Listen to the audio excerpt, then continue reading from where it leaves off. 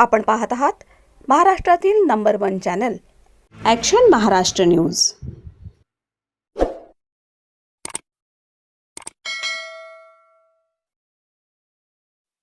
Sir, आपल्याला Yerwada police station या नियुक्ती आत्ताच करण्यात आली, काय सांगणार सर, आपण काय आवाहन करणार? नमस्कार, मी उमेश गित्ते, वरिष्ठ पोलीस निरीक्षक, येरोडा पोलीस स्टेशन।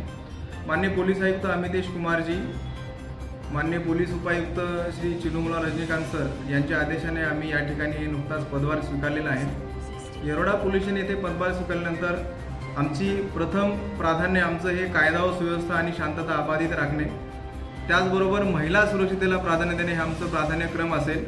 तसेच आपण समजलं असेल आपल्याला की माननीय पोलीस आयुक्त यांनी नशामुक्त पुणे शहर यासाठी जी मोहीम राबवलेली आहे, त्यामध्ये आम्ही नशामुक्त येरोडा यासाठी आम्ही कसोशीने प्रयत्न करणार आहोत।